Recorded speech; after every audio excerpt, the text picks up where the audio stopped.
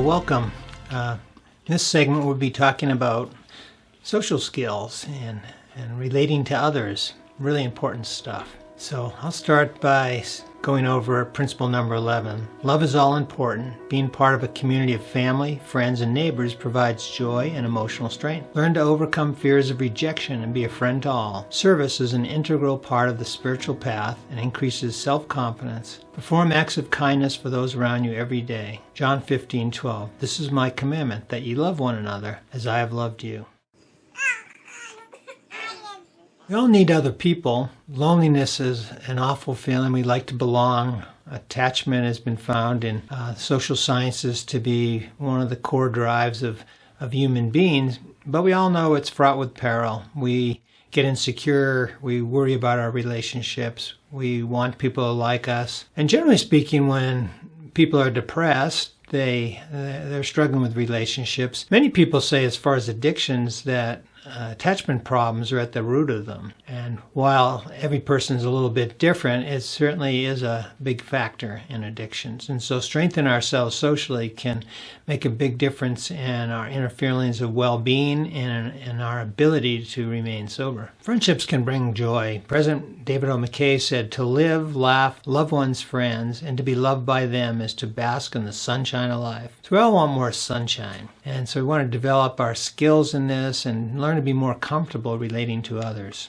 When you look at the gospel, most of it's about relating to others. And so we'll ever be increasing in our abilities in this way. Even though we're speaking about church things, I want to liken socializing to poker because we have to place bets. As we put ourselves out there, we run the risk of getting rejected, so it's a little bit scary. And so people have different styles in relationship poker. Some people are timid, some people are really impulsive and overdo things, but some people are balanced risk takers. So we want to understand this process a little bit better. For one, there's relationship etiquette. We want to be respectful, we want to be sensitive, we want to recognize group hierarchies. When you're fairly new in a crowd, you don't want to take over and try to be the leader. That's considered impolite. And we want to be cool. We want to be fun and have some sense of what other people want without caving in on our standards. But as we're doing this, we want to be safe because rejection can hurt. And there's ways to think about socializing and there's ways to act that we can greatly decrease the chance of being rejected. One of the things I came up with is the 7 levels of social connections. It's really important and helpful to look at this because sometimes we'll overstate things and think someone's our friend when they're actually not, and it can turn out badly. We definitely don't want to jump levels. If you jump levels, then people are put off right away. So example of jumping levels would be asking someone you've only maybe been friends with a couple of weeks and asking them to lend you $1,000. You might find that a bit pushy. Or a total stranger asking you to go with them to California. Human beings are a little cautious on how closely they connect with people and how fast. So let me go over the 7 levels. The first level is saying hello. This is just demonstrating, advertising that you're friendly. It's really important. I say to people, if you're quiet and don't say anything, they might think you're a serial killer. People don't see serial killers as being friendly. So we want to create a good impression by being open and friendly. The second thing we do is we get acquainted. That's where, as we see people in the context of some social situation like neighbors or in school or work, we just ask a few little questions about them. Oh, so what are you studying? Or how long have you lived here? We might make comments about the weather, and it's just getting comfortable with each other, seeing if we kind of like each other's style. Third level is when we actually find out we do like this person. We kind of look forward to talking to them. And so when we bump into them in church or at work, we make a special point of going over and saying hello. And we show that we like them. This is where signals come in. We show that we like them by being overtly friendly. We'll say, "John, how are you doing? What's up?" And we'll remember something about them. If we know they like sports, we'll say, "What did you think of the Sox game?" Or women will often comment on how people look. Say, "Oh, I really love that blouse on you." And this is our way of advertising that we think they're a valuable person and we enjoy their company. We'll also make better eye contact. The converse is true. So if you're trying to get acquainted with people and they mumble or look away, then they're kind of giving us the social signs like, "I'm not too into you right now." And so we want to show people that we understand signs. So if someone doesn't want to talk to us, we just say, well, great seeing you, and we move away. And they might eventually like us because, see, we have such good social etiquette skills. Now, as people are friendly when they meet at church or work or a place they have in common, if they have seen that this person likes talking to them, one of the people has a chance to develop things and bring it a little further by asking them to do something like, hey, let's go out to lunch, or hey, you play tennis, let's play someday. And as you start to do these regular things, you now have a level 4 friendship, which is a casual friendship. Usually in casual friendships, you don't share too much, you don't ask too much of the person, and you only meet occasionally. However, if that relationship continues for a while and you get to know them better, they can become a good friend. And there's more, that's level 5. And so there's more trust. You will do more things. You'll try to include them. You'll let them know what you're doing. You stay in touch. And then level 6 is a close friend, where this good friendship's gone on for a while. You really value that person, and they're just a regular part of your social circle. Level 7 is a committed relationship, and in these, it could be obviously a family member where it's sort of expected that it's a committed relationship, where if your brother asks you to give him a ride somewhere, you're usually going to say yes, or especially if it's your spouse, you're there for him. But sometimes with friends, people say things like, you're like a brother to me, or he's part of the family, or she's part of the family. And so we're letting that person know that we're there for them. They can trust us. We'll make sacrifices for them. They're going to be in our life for a very long time, if possibly for the rest of our lives. The important thing to recognize is you get signals at all these levels. And so if we're watching the signals, we can not only play our cards right, but we can avoid unnecessary rejection by just accepting the level of friendship that this person is showing us they want. And we have to be patient. Sometimes over time, relationships can grow. One of the most important things in reducing anxiety and trying to make friends is to have other focused goals versus our self-focused goals. There's nothing wrong with self-focused goals. It's just they shouldn't be our main intent, because they get in the way. They create anxiety, and it actually can push people away. So an example of a self-focused goal would be popular, or to want someone to be our best friend or a regular friend that we see a lot. Other focused goals are different. For instance, if we are being friendly to people at work and we're not worried about who's going to like us or be our friend, that's unselfish, and other people pick up on that. Basically, I advise people to love others, to let them know they're important, and to just enjoy the moment, and to let it just build on its own merits. If we're worried about whether people will like us a lot or be impressed by us, we'll be a little more nervous. They'll pick it up because human beings are quite intuitive and actually can push people away. So we want to just focus on them and making people feel comfortable in our presence, in a way serving them socially. So our goal when we're serving people socially is to help them have a good experience with us in that moment, as long as they're interested. A man named Dale Carnegie wrote a book called How to Win Friends and Influence People. Many people have read it. Almost everyone's heard of it. And it's pretty interesting that he wrote this book in about the 1950s. It's sold more than any other book that's not a religious book like the Bible. And people are still buying it and reading it. There's been about 25 million copies sold.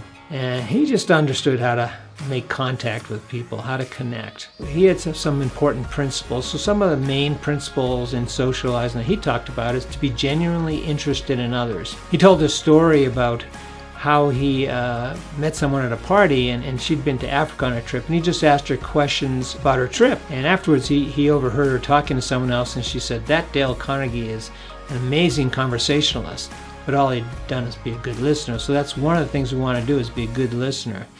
And we really want to talk about what other people are interested in and what their talents are. And so I like to find things about the other person I'm really interested in. Like maybe they grew up in Alaska, or maybe they're an exceptional musician, and so I want to ask questions about that and be impressed by them. One of the things we all want is for other people to feel fascinated by us. So if we can give people that gift, they'll like us. We all like attention, and we all like to believe that other people see us in a positive light. And so as part of that, we can give people compliments and let other people know we like them. Sometimes we do that with smiles, sometimes by the words we say, like, Sally, I really enjoy your company. You're great to be around. and we just tell them how we feel. But all these things should be done in an open manner without any kind of pressure, and so that it should not be self-serving. We just have to accept that friendship's going to go the way they go. We can't force them.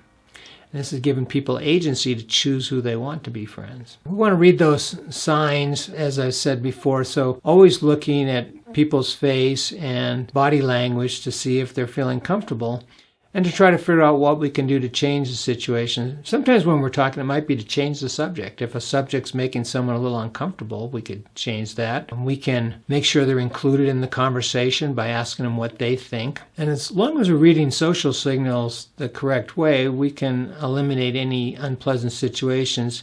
And we don't have to feel rejected as long as we accept that we're not the most wonderful person in the world. Not everyone's going to be charmed by us.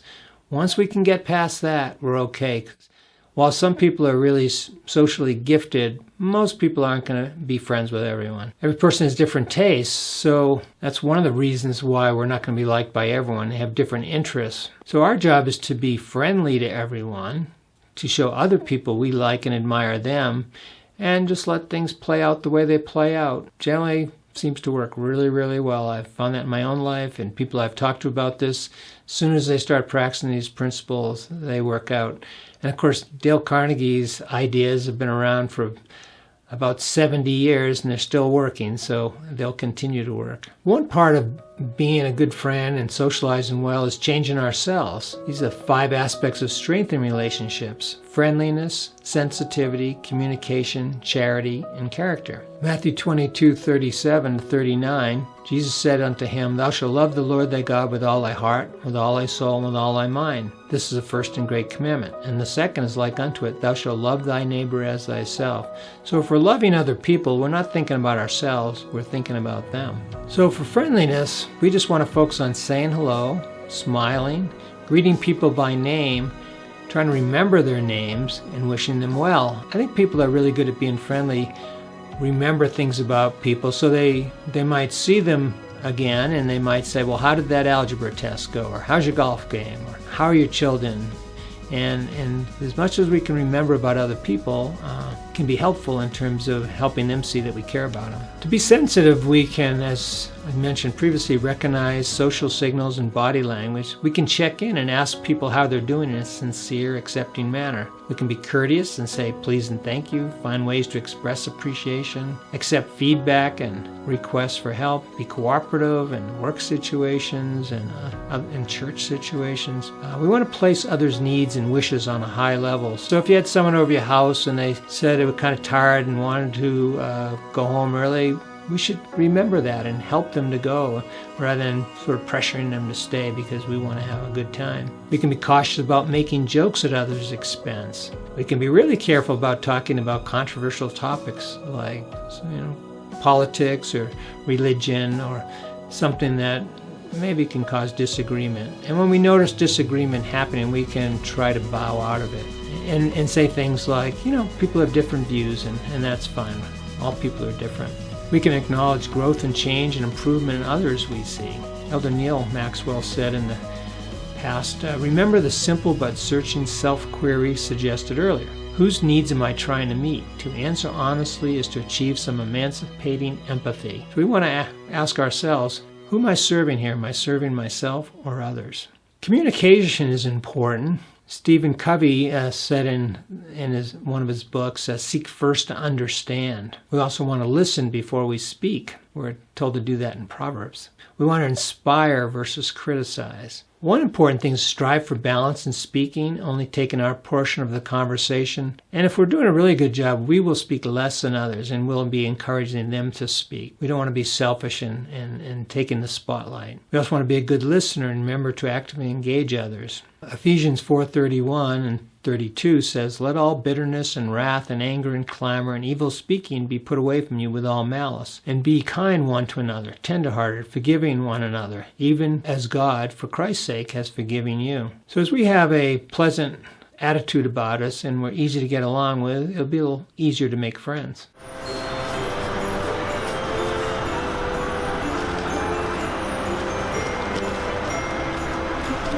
Charity is really important, to be kind, to be concerned about others. Elder Bruce R. McConkie said, "Above all the attributes of godliness and perfection, charity is the one most devoutly to be desired. Charity is more than love, far more, is everlasting love, perfect love, the pure love of Christ, which endureth forever, is love so centered in righteousness that the possessor has no aim or desire except for the eternal welfare of his own soul and for the souls of those around him." There's a man named Pierre Anthan, who's a member of the church and lives in Montreal, that became noted in, I think it was the year 2000. He was Humanitarian of the Year in Canada. And one of the things he did was start a choir for homeless people. So he actually went out in the street and collected homeless people and encouraged them to be in his choir. And astonishingly, he was able to form this choir, and they met regularly. And they put on performances around Canada and in the United States, and even went to Paris. But the good thing that happened is these people found purpose in their lives by having that love from Pierre and from having a sense of purpose. And he was able to get most of them into housing and off the streets, and from his kind of charity, changed their lives.